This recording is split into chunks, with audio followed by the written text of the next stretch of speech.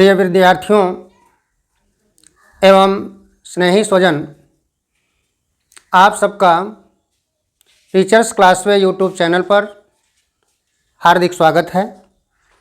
आज हम लोग कक्षा 9 संस्कृत पद्य पीयूषम तृतीय पाठ अन्योक्ति मौक्तिकान पाठ के विषय में अध्ययन करेंगे। अन्योक्ति मौक्तिकान जो शब्द है, पहले अन्योक्ति शब्द की अच्छे ढंग से व्याख्या देख लिया जाए। अन्योक्ति किसे कहते हैं? मौक्तिकान शब्द का अर्थ होता है मोती। अन्योक्ति शब्द की विस्तृत व्याख्या अच्छे ढंग से समझ लिया जाए। अन्य धन उक्ति, यहाँ पर देख रहे हैं गुण स्वर संधि हुई है। अन्य धन उक्ति और उ मिलकर के ओ होता है, गुण स्वर संधि का प्रयोग किया गया है। अन्य माने दूसरा, उक्ति कथन। तो अन्योक्ति का भाव यहाँ पर क्या है कि किसी प्रस्तुत को कुछ कहने के लिए जब अप्रस्तुत को माध्यम बनाया जाता है तो उसे अन्योक्ति कहते हैं। अर्थात अपनी भाषा में कोई सामने उपस्थित हो, उसे कुछ आपको कहना है तो सीधे उससे ना कह करके किसी परोक्ष को, किसी अन्य को माध्यम बनाइए तो उसी का नाम है अन्योक्ति। इसी को दूसरी भाषा में संस्कृत साहित्य शास्त्र में अप्रस्तुत प्रशंसा अलंकार भी कहा जाता है। अप्रस्तुत प्रशंसा का मतलब है कि ऐसी प्रशंसा की जा रही है जो प्रस्तुत नहीं है ना, उसकी प्रशंसा की जा रही है, तो अप्रस्तुत प्रशंसा अलंकार। यहाँ पर अन्योक्ति से सीधा स्पष्ट अर्थ यही आपको मिल रहा है कि कभी कभी हम ऐसा देखते हैं कि कोई ऐसा व्यक्ति हो जो आपके सामने प्रस्तुत हो, उपस्थित हो, उसे आपको कुछ कहना है, चाहे उसकी प्रशंसा करना हो, चाहे उसके अच्छाई के विषय में, चाहे उसके बुराई के विषय में कहना है। अच्छाई के विषय में अगर कह रहे हैं तो उसके अंदर कुछ अहंकार की भावना आ सकती है। उसके बुराई के विषय में अगर कह रहे हैं तो उसे बुरा भी लग सकता है। तो ऐसी स्थिति में किसी प्रस्तुत को कुछ कहने के लिए जब हम अप्रस्तुत को माध्यम बना लेते हैं तो उस व्यक्ति को कहने का सबसे अच्छा तरीका माना जाता है कि वह सामने जो उपस्थित व्यक्ति है वह समझ भी नहीं पाया और आपने उससे पूरी बात कह भी लिया, लेकिन माध्यम किसी और को बना करके। तो इस तरह से अन्योक्ति के माध्यम से कुछ अन्योक्तियाँ आपके सामने यहाँ पर संकलित की गई हैं, दी गई हैं। इस माध्यम से कुछ इन्होंने समझाने का प्रयास किया है। जो श्लोक आपको मिलेंगे, जो अन्योक्तियाँ मिलेंगी, उसमें देखेंगे कि उसका एक न एक दूसरा अर्थ स्पष्ट रूप से आपको वहाँ पर दृष्टिगोचर होगा। पहला श्लोक जैसे है, हम लोग देखें, प्रारंभ करते हैं श्लोक संख्या 1, अन्योक्ति संख्या 1, तो इससे और स्पष्ट हो जाएगा। अन्योक्ति संख्या 1 को देखा जाए, लिख रहे हैं आपो विमुक्ता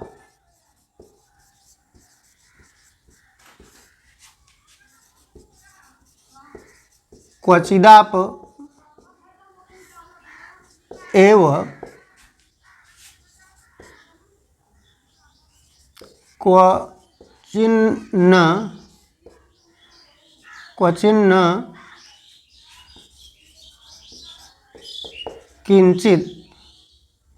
किंचिद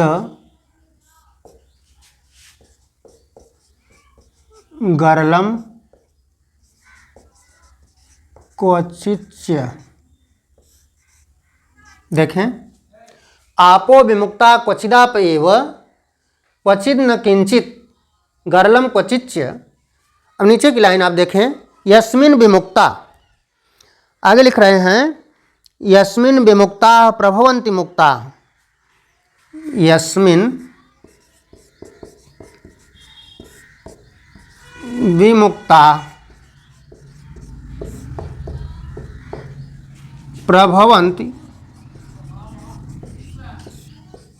मुक्ता। फिर आगे लिख रहे हैं पयोद तस्मिन् विमुखः कुतस्त्वं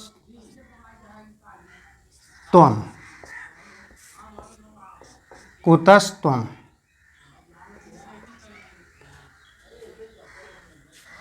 देखें, यस्मिन् विमुक्ता प्रभवन्ति मुक्ता पयोद तस्मिन् विमुखः कुतस्त्वम्।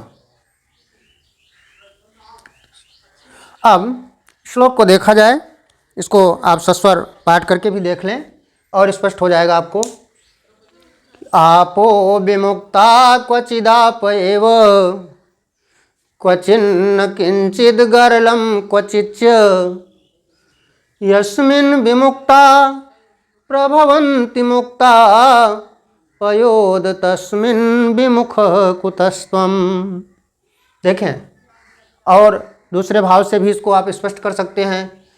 आपो विमुक्ता क्वचिदाप एव क्वचिन्न किंचिद गरलं क्वचिच्च यस्मिन् विमुक्ता प्रभवन्ति मुक्ता पयोद तस्मिन् विमुखः कुतस्त्वम्। अब यहाँ पर देखें, इस श्लोक में समझाना क्या है। कुछ शब्दार्थ आपको मिलेंगे, वो भी आप स्पष्ट कर लें। इस श्लोक के माध्यम से यहाँ पर देख रहे हैं पयोद, पयोद में संबोधन लगा हुआ है। पयोद से ही आपको पूरा अर्थ स्पष्ट करना है। पयोद माने होता है बादल। तो आपो, आपो शब्द है आपो, आपो का मतलब होता है जल। दूसरा है विमुक्ता, विमुक्ता माने छोड़ा गया, विमुक्ता माने छोड़ा गया ना। फिर क्वचिदाप एव, क्वचित न, कहीं भी, किंचित कुछ भी, गरलम, गरलम शब्द है, गरलम माने विष ना। फिर कहा यस्मिन् विमुक्ता प्रभवन्ति, प्रभवन्ति शब्द लिख रहे हैं, प्रभवन्ति, प्रभवन्ति माने होता है उत्पन्न होते हैं, पैदा होते हैं, उत्पन्न होते हैं ना। मुक्ता शब्द है, मुक्ता शब्द का अर्थ होता है मोती ना। फिर पयोद, पयोद शब्द आया है आपका पयोद, पयोद माने बादल। अब विमुख, विमुख माने रहित, विमुख, विमुख माने रहित ना। अब हर शब्द आपके स्पष्ट हो गए हैं। इसमें अब अर्थ देखा जाए। सर्वप्रथम आप ये देख लें कि जितने भी आपके श्लोक इस पाठ के रहेंगे सब में संदर्भ एक ही रहेगा। वो संदर्भ में एक बार आपको संकेत कर देता हूँ। प्रस्तुत श्लोक या प्रस्तुत अन्योक्त हमारी पाठ्य पुस्तक संस्कृत पद्य पीयूषम के अन्योक्ति मौक्तिकांश से संकलित है, उद्धृत है, अवतरित है। अब प्रसंग में चलें।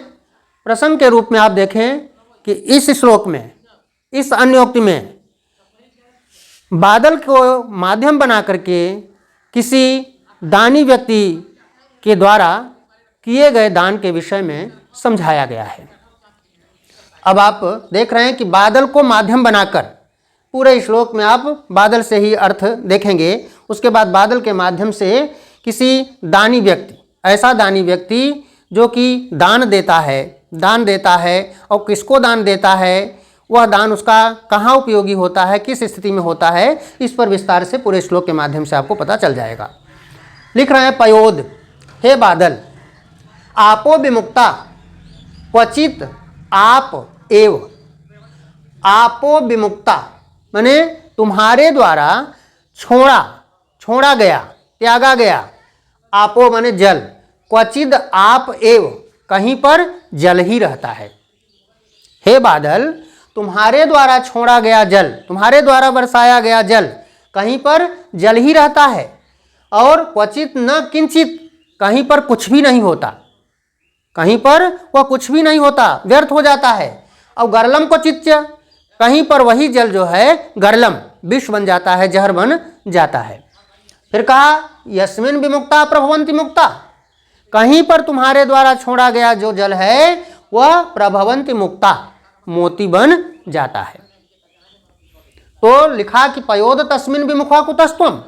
इसलिए हे बादल, तुम इतना अधिक दुखी क्यों हो, तुम इतना अधिक परेशान या कष्टित क्यों हो। तस्मिन विमुखा, उससे तुम रहित क्यों हो, ना कष्टित या परेशान क्यों हो। इस बात के माध्यम से, बादल के माध्यम से समझा रहे हैं कि आपो विमुक्ता को चिदापेव। हे बादल, तुम्हारे द्वारा जो छोड़ा गया जल है वह कहीं पर तो जल ही रहता है, कहीं पर वह कुछ भी नहीं होता, और गरलम को चिच्य, कहीं पर वह विष बन जाता है, जहर बन जाता है। यस्मिन विमुक्ता प्रभवन्ति मुक्ता, तुम्हारे द्वारा जो छोड़ा गया जल है वह कहीं पर मोती बन जाता है। इसलिए कहा कि तस्मिन विमुखा कुतस्तम। इसलिए हे बादल, तुम इतना अधिक अलसाए हुए, दुखी या कष्टित क्यों हो। ये तो आपका सामान्य अर्थ, एकदम स्पष्ट अर्थ जो है वो रहा। अब इसका अन्योक्ति भाव देख लें। यहाँ पर अन्योक्ति के माध्यम से संकेत किया जा रहा है, बादल को माध्यम बना करके किसी दानी के द्वारा किए गए दान को समझाया जा रहा है। दिए गए दान के विषय में कहा जा रहा है कि हे दानवीर कर्ण या हे दानवीर व्यक्ति, यदि आप किसी को दान देते हैं तो ऐसे व्यक्ति को दान दीजिए जो कि आपके दान की कीमत समझे। इसका भाव है कि किसी ऐसे व्यक्ति को, आप किसी सामर्थ्यवान व्यक्ति को दान देते हैं तो आपके दान की कोई कीमत नहीं समझेगा, क्योंकि वह खुद अपने आप में सामर्थ्यवान है, तो वह आपके दान की कीमत नहीं समझेगा। और ऐसे व्यक्ति को आप दे देंगे जो कि उसको एकदम व्यर्थ में कर देगा, उसकी कोई कीमत नहीं समझेगा, उसका दुरुपयोग करेगा। और कहीं पर ऐसे व्यक्ति को आपने दे दिया जो कि उसके लिए जहर का काम करेगा, वह दान जो है ऐसे बुरे व्यक्ति को आपने कर दिया जो कि वास्तव में उसके योग्य नहीं है, तो वह व्यक्ति निश्चित रूप से उसका दुरुपयोग करेगा और वह दान आपका जहर का काम करेगा, विष का काम करेगा। लेकिन कह रहे हैं कि यदि आप किसी वास्तविक व्यक्ति को दान देते हैं जो कि वास्तव में उस दान के योग्य है, ऐसे व्यक्ति को अगर आप दान देते हैं तो प्रभवन्ति मुक्ता, तो उसी के लिए विशेषण यहाँ पर लगाए हैं कि वही व्यक्ति वास्तविक रूप से आपके दान की कीमत समझेगा। इसलिए हमेशा दान ऐसे व्यक्ति को देना चाहिए जो कि वास्तव में उसके योग्य हो, जो उसकी कीमत समझे, तभी आपका दान सार्थक माना जाएगा। नहीं तो आप व्यर्थ में दान किसी को देते हैं तो उस दान की कोई कीमत नहीं होगी, क्योंकि दान की कीमत हो दान पाने वाले के द्वारा किया जाना चाहिए। यदि किसी दानी ने दान तो किया लेकिन वह उचित व्यक्ति को, उचित पात्र को दान नहीं किया तो वह दान व्यर्थ हो जाता है, वह फिर किसी कीमत का नहीं रह जाता। इसलिए इस अन्योक्त के माध्यम से बादल को माध्यम बना करके यहाँ पर कवि ने संकेत किया है कि हमेशा किसी वास्तविक व्यक्ति को ही, जो वास्तव में उसके योग्य है, उसी व्यक्ति को ही दान देना चाहिए। ये आपका पहला श्लोक रहा। अब हम दूसरे श्लोक पर चलते हैं, श्लोक संख्या 2। वो देखें क्या है।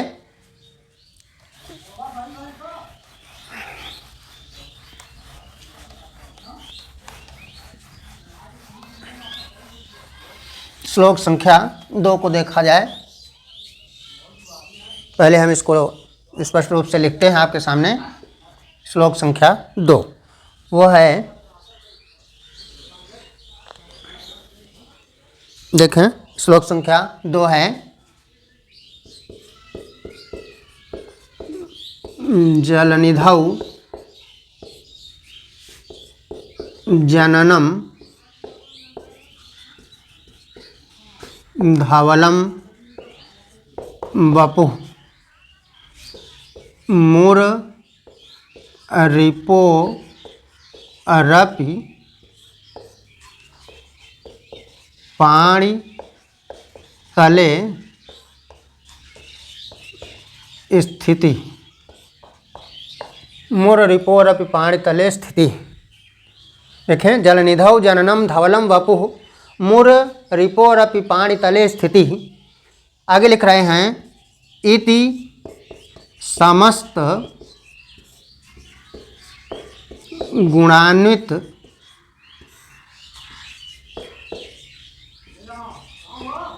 शंख भो, भूम पर चाहे संबोधन लगा दें, इति समस्त गुणान्वित शंख भो कुटिलता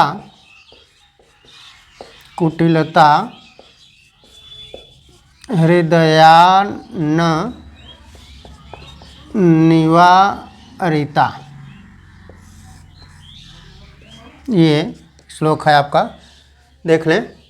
इति समस्त गुणान्वित शंखभो, इति समस्त गुणान्वित शंखभो कुटिलता हृदयान्न निवारिता, हृदयान्न निवारिता।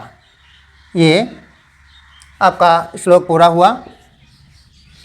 देख लें इसको, आप अच्छे ढंग से सस्वर पाठ करके देख लें कि जलनिधौ जननम धवलं वपुः मुररिपोरपि पाणितले स्थितिः इति समस्त गुणान्वित शंखभो कुटिलता हृदयान्न निवारिता।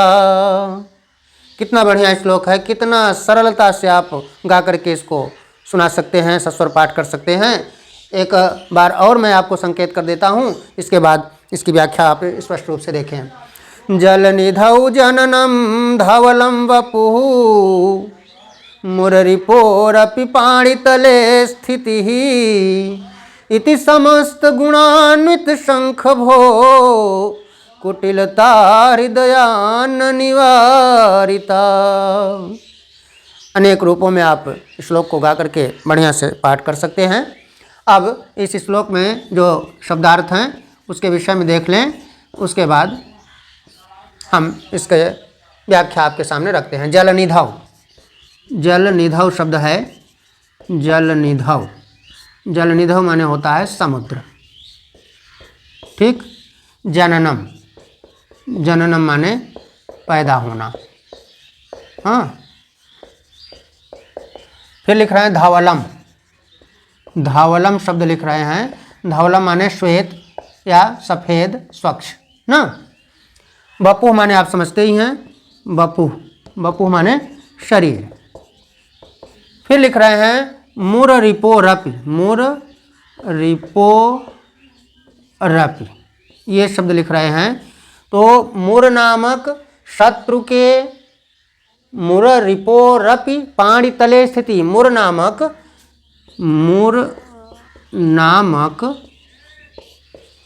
दैत्य के शत्रु, शत्रु, मुर नामक दैत्य के शत्रु अर्थात कौन?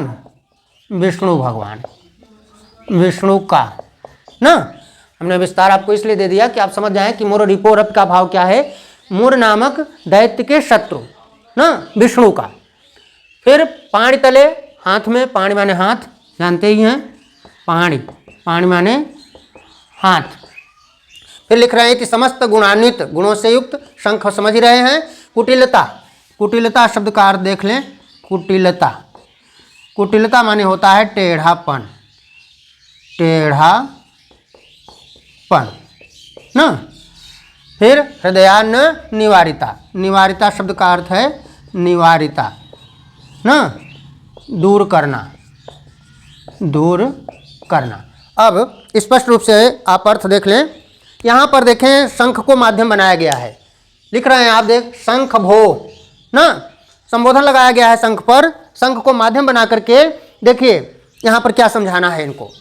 शंख को माध्यम बना रहे हैं और देखिए विशेषता शंख की कि वह कितना भाग्यशाली है, लेकिन भाग्यशाली होने के साथ साथ उसके अंदर जो कुटिलता है, जो कठोरपन है, जो उसके अंदर टेढ़ापन है, वह उसके लिए कष्टदायी है, वह उसके समस्त गुणों पर भारी पड़ रहा है।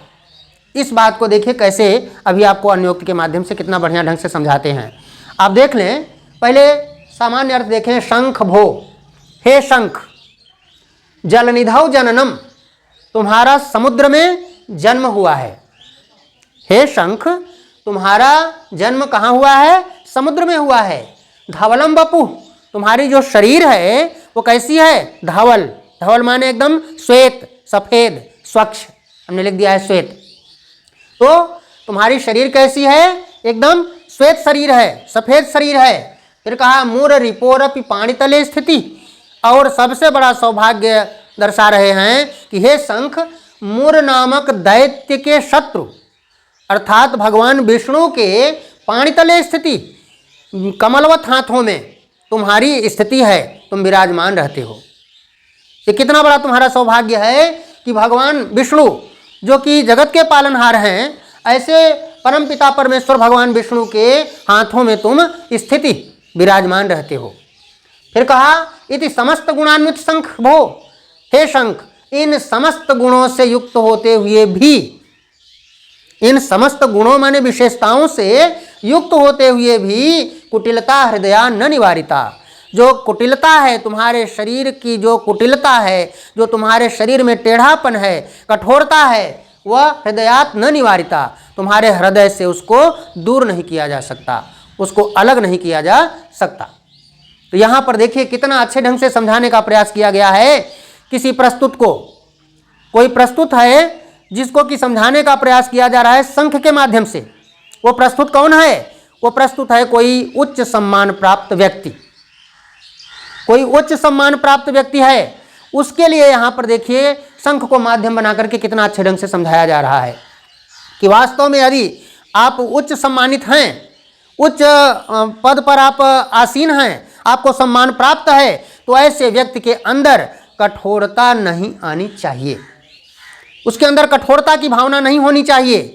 जैसे कि शंख जैसा भाग्यशाली कि वह समुद्र जैसे अथाह समुद्र जल में उसका जन्म हुआ है, धवलम बपु, उसकी शरीर एकदम श्वेत है, सफेद है, मुर रूपो रूप पाणितले स्थिति, लेकिन भगवान विष्णु के कमलवत हाथों में जो हमेशा विराजमान रहता है। कहा इति समस्त गुणान्वित शंख भो, इन समस्त गुणों से युक्त होते हुए भी कुटिलता हृदयात्म निवारिता, हे शंख, तुम्हारे हृदय से जो कठोरता है, कुटिलता है, जो टेढ़ापन है, उसको दूर नहीं किया जा सकता। ये सबसे बड़ा दुखदायी और कष्टदायी काम है। समस्त गुण जो है इस कठोरता के अंतर्गत, टेढ़ेपन के अंतर्गत छिप जाते हैं, समाहित हो जाते हैं। इसके माध्यम से यहाँ पर संकेत किया जा रहा है किसी उच्च पदस्थ व्यक्ति के लिए, किसी सम्मानित व्यक्ति के लिए, कि यदि वास्तव में ईश्वर ने आपको सम्मान दिया है तो उस सम्मान को आप निश्चित रूप से इस तरह से प्राप्त करें जिससे कि आपके अंदर कठोरता नाम की कोई चीज़ ना आए। तभी आप सम्मानित होंगे, तभी आपको सम्मान प्राप्त होगा। नहीं तो शंख की तरह सब कुछ विशेषताएं होते हुए भी आपका जो टेढ़ापन है उसी से आपकी समस्त विशेषताएं व्यर्थ हो जाती हैं। तो यहाँ पर अन्योक्ति का भाव आप स्पष्ट देख रहे हैं कि किसी सम्मानित व्यक्ति के लिए, किसी उच्च पदस्थ व्यक्ति के लिए, किसी आदरणीय व्यक्ति के लिए यहाँ पर संकेत किया जा रहा है कि वास्तव में ईश्वर ने आपको आदर सम्मान प्रतिष्ठा मान दिया है, तो आप कठोरता को छोड़ दीजिए, क्योंकि आपके अंदर नम्रता होनी चाहिए। आप श्लोक के माध्यम से देख लें कि कहीं आपने श्लोक पढ़ा होगा कि भवन्ति नम्रास्तरवः फलागमयी, भवन्ति नम्राः तरवः फलागमयी। जब वृक्ष में जब फल लगते हैं तो वो वृक्ष की जो डाली होती है वो झुक जाती है, नम्र हो जाती है, उसके अंदर जो है वो नम्रता आ जाती है। ये सबसे बड़ी विशेषता मानी जाती है। तो कठोरता न हो करके नम्रता होना चाहिए, ये एक विद्वान की सबसे बड़ी विशेषता मानी जाती है। ये आप इस श्लोक के माध्यम से पूर्ण रूपेण सामान्य अर्थ, पहले सीधा सीधा अर्थ आपने देखा, उसके बाद इस शंख के माध्यम से जो अन्योक्ति अर्थ दिया गया है वो भी मैंने स्पष्ट रूप से आपको संकेत कर दिया। आशा है कि पूर्ण रूपेण आपको समझ में आ गया होगा। आज यहीं पर हम इस प्रथम भाग को रोकते हैं। इसके बाद दूसरे भाग में, द्वितीय भाग में हम आगे जो श्लोक आपके शेष हैं उस पर चर्चा करेंगे। आप सभी लोग अच्छे ढंग से, कक्षा 9 के विद्यार्थियों के लिए विशेष रूप से संकेत है कि समस्त विद्यार्थी सभी लोग इसको अच्छे ढंग से, श्लोक को ध्यान से पढ़ें। जैसे सस्वरवाचन किया गया है उसको अपने दिमाग में बैठा करके स्वयं भी पाठ करने का अभ्यास करें, और इनमें जो शब्दार्थ दिए गए हैं, कठिन शब्द हैं, उनको आप अच्छे ढंग से याद कर लें, शब्दों की व्याख्या देख लें, उसके जो अन्योक्ति अर्थ दिए गए हैं उसकी व्याख्या देख लें, पूरा विस्तार से आपको समझ में आ जाएगा। बहुत बहुत धन्यवाद।